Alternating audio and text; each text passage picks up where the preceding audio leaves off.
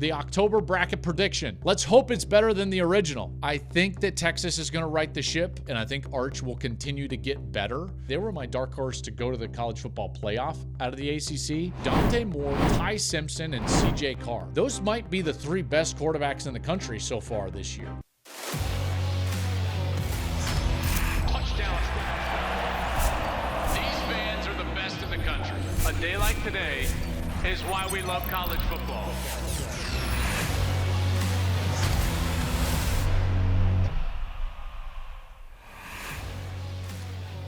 Hey, what's up, everybody? Welcome into the show. This is the Joel Klatt Show. I'm Joel Klatt, and this show is brought to you by Graduate by Hilton. We thank them for their support. Lots to get into today, and it's finally here. It's October. The fall has arrived. Here we are, and so I wanted to give you a new bracket. Obviously, my original bracket wasn't that great, so you know what? Let's try again. So I've got a new bracket as it relates to what we've seen so far through the first month of the season. So new bracket prediction. I'm very excited about that. And then we're going to dip into the mailbag, and we've got some great questions in the mailbag. So all of that is coming straight up. Hey, remember, if you have not subscribed to this channel yet, please do so over on YouTube. Jump down in the comments. I was down there answering some questions and maybe even giving a little snark on some of those responses in the comments from Monday's show. So if you have not listened to that one, go back and listen to that one. My brand new top 10 for this week is in that episode, including my reaction to some of those monster games from last Saturday. And then you have not followed us on social media, or if you have not followed us on social media, make sure you go do that. All of our short form content lives on social media, wherever you like the social media at Joel Klatt Show. All right, let's get into it.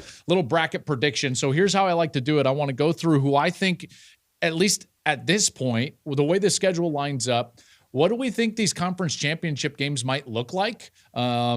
So I'll go through the four Power Four conference championship games, who I think might end up in those games, and then winners, and then we'll go 1 through 12, and we're going to slot these teams, seed them in, and then get these first-round matchups. So here we go. In the Big Ten, I think that this championship game, at least right now, after last weekend's win for Oregon at Penn State, I think that you can safely say that it's not obviously a foregone conclusion here, but Oregon and Ohio State right now, up to this point, are the two best teams in the Big Ten. All due respect to Indiana, obviously, but those two would be my championship game participants. They do not play in the regular season, so in theory, they could each get there as undefeateds. Maybe they do, maybe they don't, but Ohio State and Oregon. I think Ohio State would be the winner there, so that would be my champion out of the Big Ten. The SEC championship game.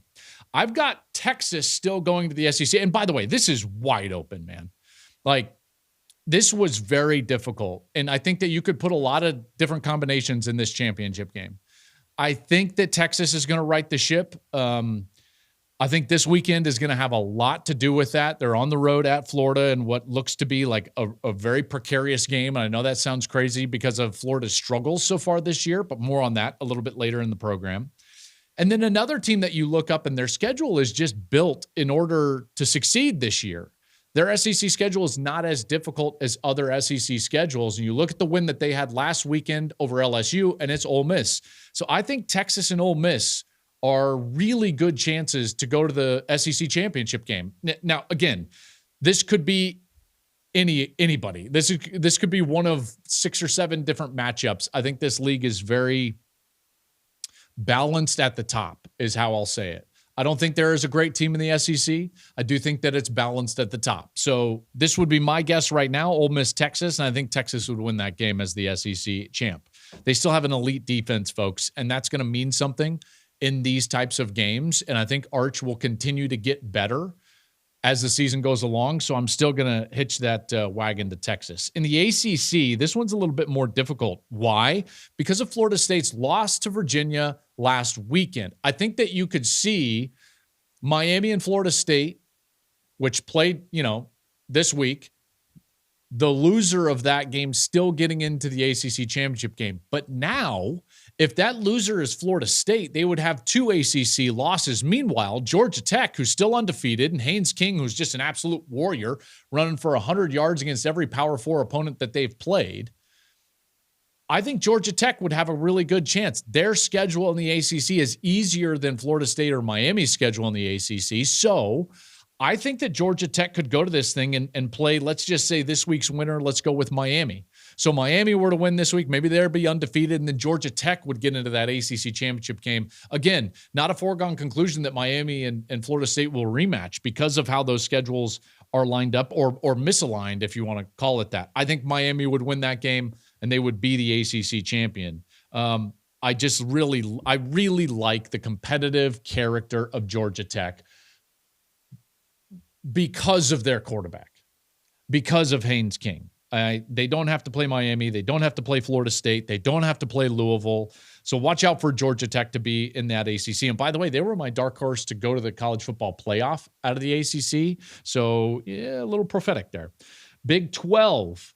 This is easy in one respect, hard in another. I think that we can all say pretty confidently, at least I can at this point, that Texas Tech is the class of the Big 12 conference. So Texas Tech definitely in, and I think definitely winning the Big 12. Now, the other team is a little more difficult. They all play each other. It's a league that's very balanced after Texas Tech. So I'm going to say Utah. Utah still gets to that point. They played and bounced back very well last week. And so Texas Tech and Utah play for the Big 12 championship game. Texas Tech is the one that gets through there. Utah is going to be a tough out, even after the loss to Tech. Their next two games are going to be huge for Utah. They're home against Arizona State, and then they're at BYU. So that's where that's going to pan out. And then Tech, they're just really good on both sides of the ball. I'm impressed with their defensive line. Their offense has answers all over the place. They can run it, they can throw it deep. Tech is really good. I think Tech might make a run in the actual playoff itself. So let's watch out for Texas Tech. I think that they've got something. Then in the group of five, you can make an argument that maybe like a UNLV or an Old Dominion, a team that's not in the American may push to get themselves in position to be the group of six, if you will, group of five, group of six representative. But that's hard for me because the American is so good. So to me, this is kind of panning out as like they're just going to get the fifth automatic spot, that conference is. Now, unless something crazy happens where a 2 or 3 loss team were to win that conference, I think that the champion of the American is going to get this spot. I think South Florida is still a team that at their top end is probably the best team in that league. I've got them playing Memphis in a rematch of their regular season game in October. And I think South Florida is going to get that spot and win that conference and then ultimately be the group of six champion that goes with their automatic spot. So South Florida would go. So now we've got these 5 spots that are already in. So let's start to seed these teams, okay? Let's start to seed these teams. So now we've gone through the champ games. We kind of understand like who might be in. I'm throwing my pin around. Who might be in, who might be out. The number 1 overall seed, and then specifically if you were to get Oregon and Ohio State playing as undefeateds, which I mentioned earlier, which, is that likely? I don't know. I mean, these schedules are tough. It's tough to go undefeated, in particular in these conferences. But let's just say that happens, sake of argument. Well, then the champion would obviously be the number 1 seed overall, so that's Ohio State. I have them winning, and they would be the number 1 seed, and they would be getting one of the byes. In this scenario, I think Miami beats Florida State this week. I think that they win the ACC, and they in all likelihood would be an undefeated or at worst a 1-loss team, and I think Miami would be the number 2 seed overall. Some high-end wins. That win over Notre Dame is going to look better and better and better as the season goes along. So my number 2 seed is Miami. Now, if Oregon were to play Ohio State as an undefeated and lose, they would be the 3 seed in this situation. Remember now, it's different this year. We are doing it differently than last year. It's not just the 4 best champions that get these top 4 seeds and the byes. It's just going to be seeded 1 through 12. Best 4 teams in the country get the byes. And so I think Oregon will be one of those, in particular if they face Ohio State as an undefeated, and they would be the 3 seed. That would leave the SEC champ. And obviously with a loss to Ohio State and maybe one other loss along the way because of some really tough games, Texas as the SEC champ would end up being the 4th seed in the college football playoff. I have them winning that league, and yet I could see them stumbling along the way, still getting into that game and winning that game. So Texas would be the number 4 seed. So my 4 top seeds getting byes: Ohio State, Miami, Oregon, and Texas. Now here we go. Number 5 seed. I think this team has a good chance to be at worst 12-1. At worst 12-1. That's Texas Tech. So Texas Tech gets my number 5 seed. And again, I'm a big believer in Texas Tech at this point. After covering them and meeting with their team, meeting with their coaches, there's just something real about not only Joey McGuire, but that defense and that defensive line, their linebacker crew, including Jacob Rodriguez, who's one of the better players in the country, and he was the National Defensive Player of the Week after that win over Utah. He had a pick and a forced fumble in that game. Their line can get after the passer. They can stop the run. They're aggressive. Again, their chemistry is fantastic. For a group of guys that came together through the transfer portal, their chemistry blew me away when I was meeting with some of those players before that game against Utah. And Utah is not a bad team, and this Tech team handled them at the line of scrimmage. That tells me a great deal about their ability to play physical. Texas Tech gets the 5 seed, and they'll be battling for a top 4 seed. But let's just say, sake of argument, something happens. They stub their toe along the way because it's hard to be perfect in college football. They would be the 5 seed right there, the Big 12 champ. And number 6, at this point now, I still have the loser of the SEC champ game, and that would be Ole Miss. And so I think Ole Miss gets the 6th seed. Okay, you're not going to knock them way back down for qualifying for that game. And again, in this scenario, because of their schedule is favorable, folks. Yes, they still have Georgia. They still have Oklahoma. Outside of that, not much. Not much left on that schedule. And you don't know how healthy John Mateer is going to be. We think he's going to be healthy by the time that Oklahoma plays Ole Miss, but we don't know for sure. And so because of that, like, Ole Miss is going to have a great chance to go play for the SEC championship. And if they do, even if they lose, 6 would be a low end for them from a seed perspective. So there you go. The SEC champ loser, Ole Miss, is the 6th seed. Now we start getting into these at-large teams, and this is where it gets really fascinating. All right, number 7. Imagine for a moment that Texas A&M has a great year. And they play Texas last game of the season at Texas. And the winner goes to the SEC championship game. In this scenario, it would be Texas because they're the home team, which would mean that Texas A&M barely missed out on the SEC champ game. They've got that ability. I know they didn't throw it well against Auburn. They threw it well against Notre Dame. I think that Marcel Reed, while streaky, has the ability to hurt you through the air, obviously with his legs. They're great at wide receiver. They can run the football, and their defense just showed that they can totally dominate and win an entire game almost with just their defense. Auburn was 0 for 13 on 3rd down. The only reason they scored is that Reed threw an interception and Auburn got the ball P&10, meaning the start of the series, at the 2-yard line. Punched it in. So the score was not indicative of the game that was played. You know, they didn't even gain 200 yards, speaking of Auburn. So A&M's defense can play. I know they didn't play great against Notre Dame, but that's a Notre Dame team that in subsequent weeks has scored at least, 56 in back-to-back games? So, like, A&M is going to be right there, folks. I'm just telling you, watch out for A&M. They're my 7 seed. I like A&M to go to the playoff. Their key games left at LSU, at Missouri, which could be a really tough one, and then at Texas. So even a great year. They stumble along the way, don't get into the SEC championship game, but I think they're in the playoff. 8 seed. This team is improving every single week. I think their quarterback could be one of the better, if not the best quarterback in the country. And at times he plays absolutely like the best quarterback in the country, which he did in the first half last week at Georgia. And I'm talking about Ty Simpson and Alabama.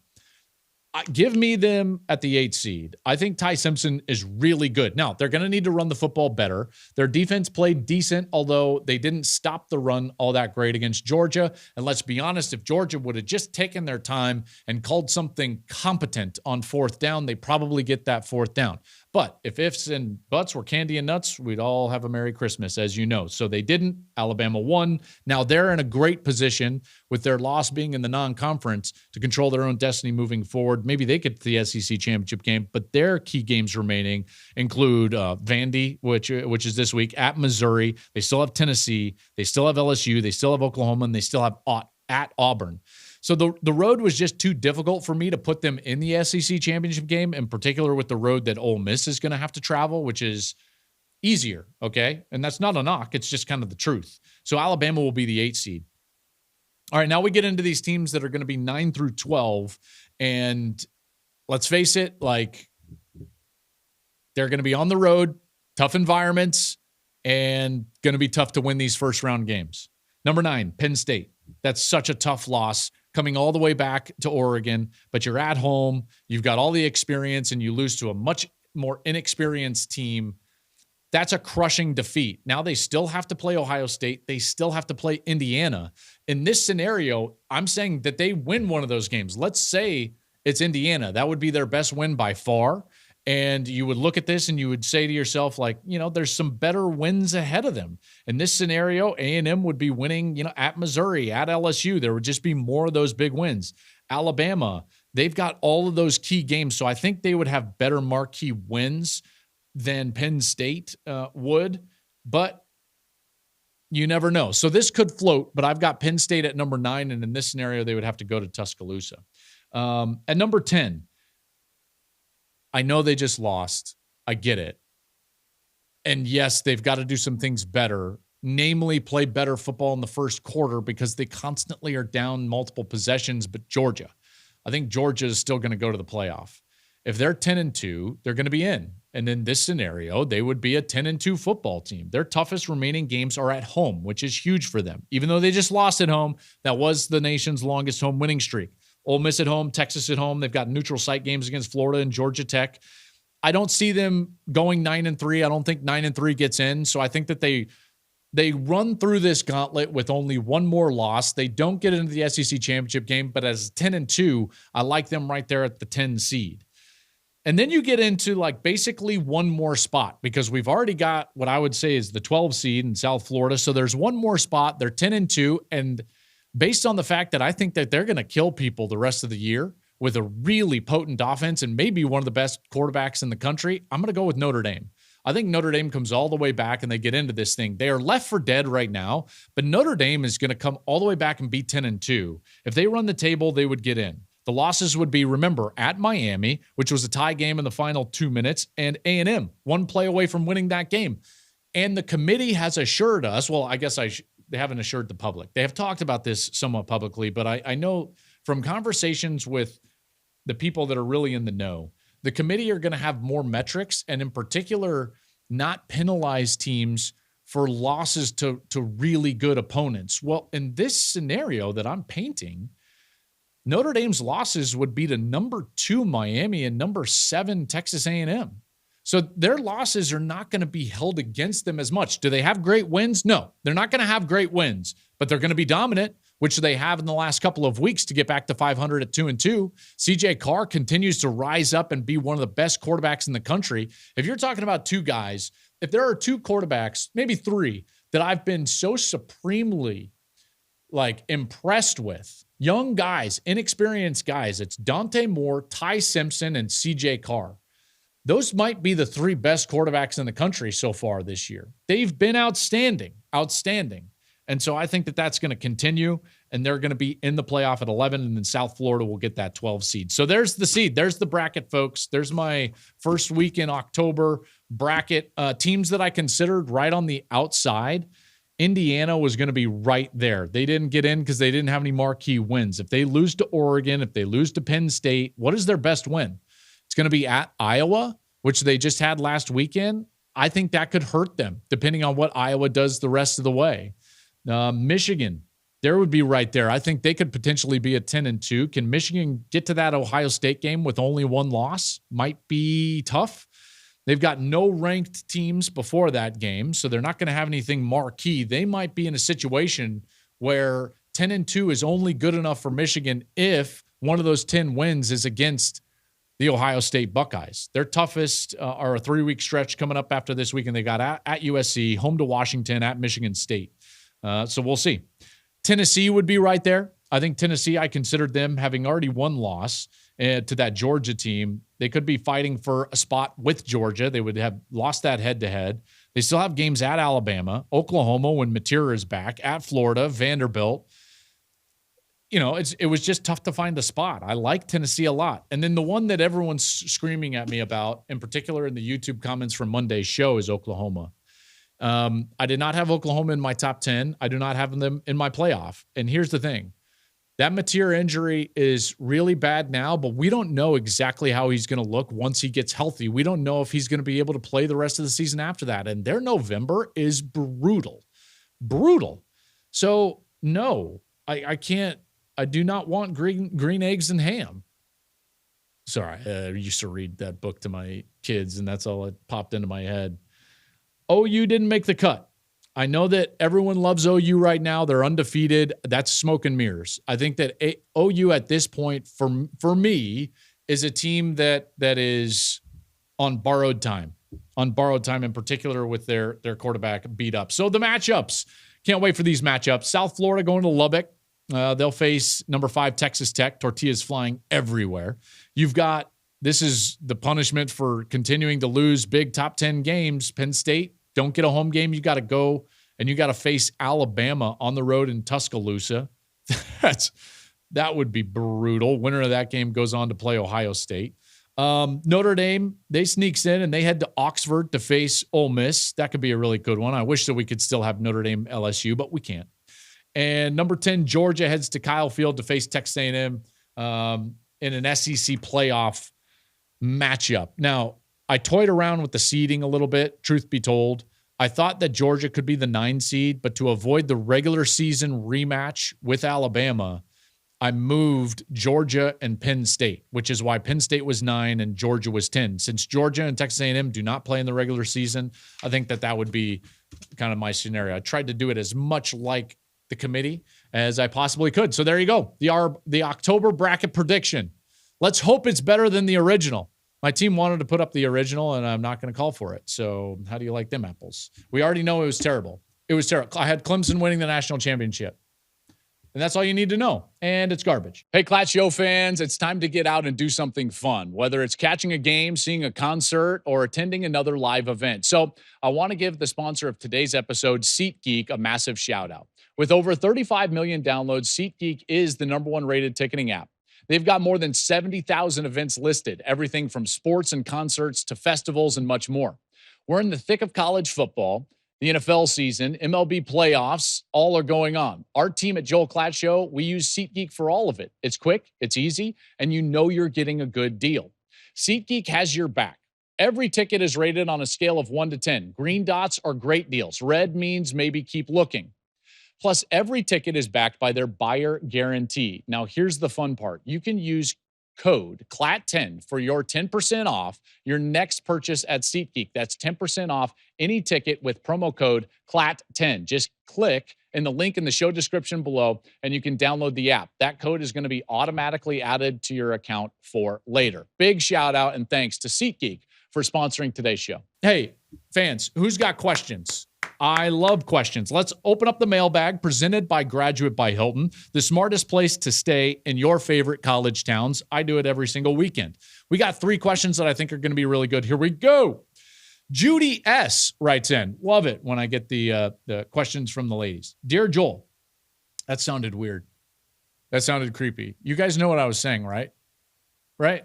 I love it when women listen to the show and write in questions. That was a better way to say it. Dear Joel, huge fan of the show.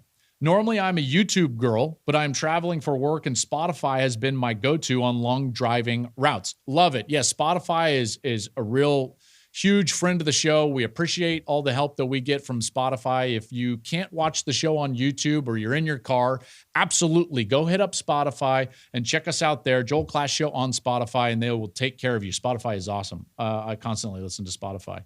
All right, here's the question from Judy. In the SEC, what would you consider a trap game in the next 4 weeks? Are there any matchups that fit this description? Thanks always for your insightful responses. Oh, thank you, Judy.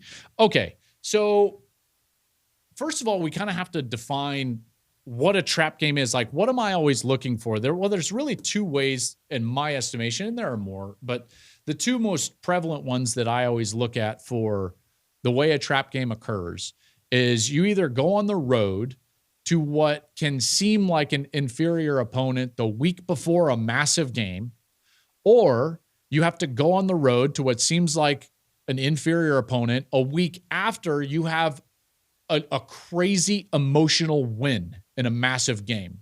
So those are how it's either a trap game before or it's the letdown game after. And you've got to be aware of those things. There is one this week, Judy. Yes, that is correct. Next week, we've got Red River. Those players at Texas and Oklahoma constantly circle Red River, and they're like, that's the game. That's our rival. It's in the middle of the year, and they want to win that game desperately. And in fact, their legacies are tied to that game in many ways, very similar to Michigan, Ohio State, and other great rivalries around the country.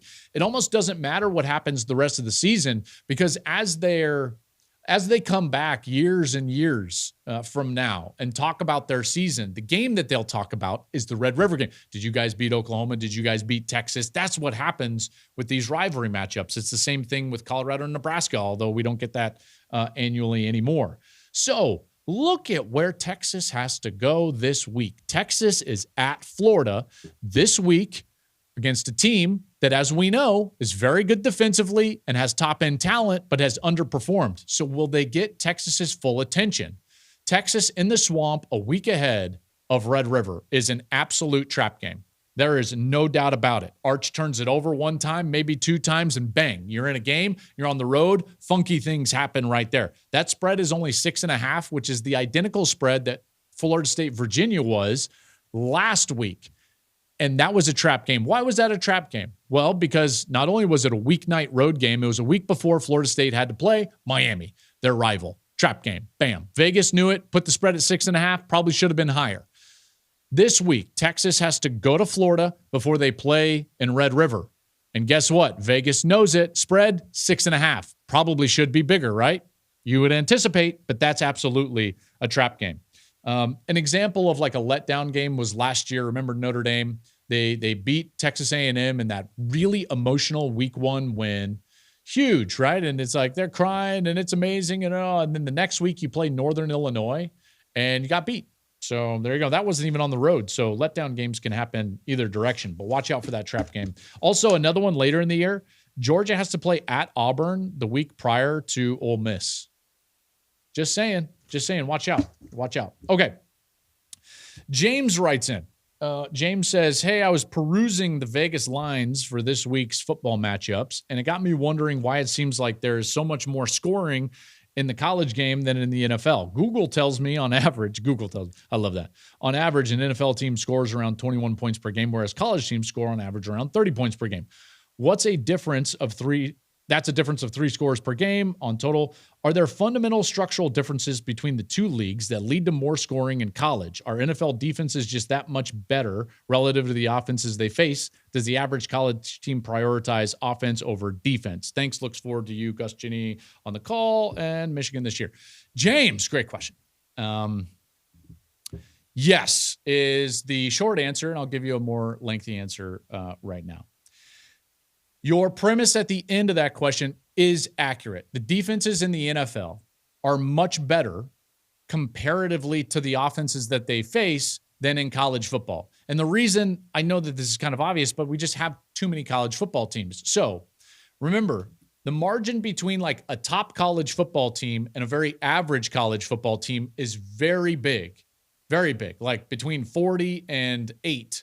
There's a vast difference in the level of player that's on the field for that team versus the top 10 team in the country. So the skill for the top teams is going to take over, and they're going to score a lot of points. Now, what you generally also see is that if you get these teams in what I would call a matchup game, where the talent is equated, maybe it's 2 teams that are both in the mid-40s in the country or 2 teams that are in the top 10, you have lower scoring games. That doesn't mean they're always lower scoring. Sometimes you can get into a shootout, just like a shootout can occur in the National Football League.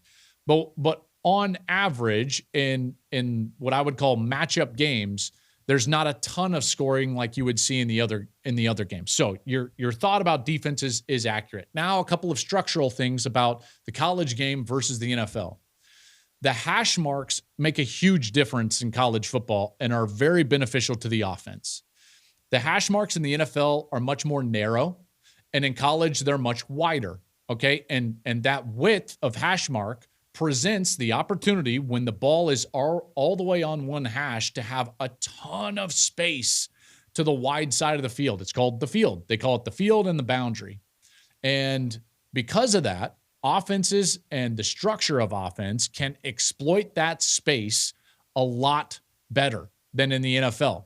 So the field and the boundary in the NFL is not as much of a difference. So the game is more balanced across the 53.5 yards than it is in college football. Well, because of that in college, because of that discrepancy in space, the structures that you present on offense force the defense to really declare whether they're going to try to defend you into the boundary if you put the formation or the strength into the short side of the field, or if they're going to continue to defend the space or the field.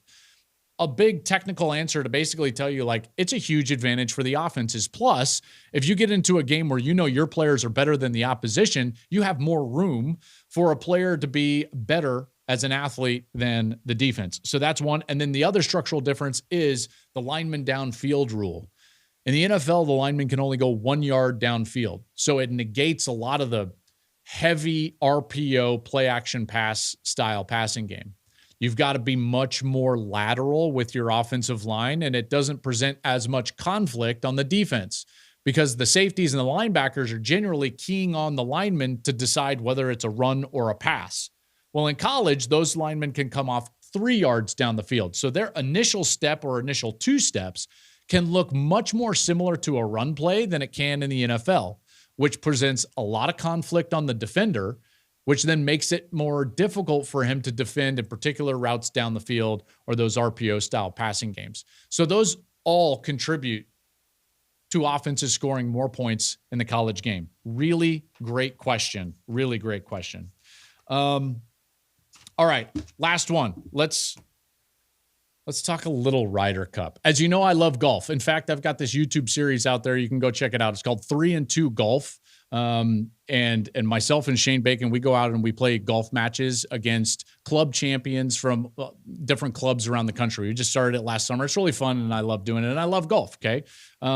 So I was very much into the Ryder Cup. I'm into match play, all that. And the Americans just got drilled in the team section of the Ryder Cup. Just drilled. Now, they tried to come back on Sunday in the individual matches, but just got, crushed to the point, I think it was a record. The 11.5 points that the European team won on Friday and Saturday of the Ryder Cup in the team section games, those 4 sessions, I believe was a record.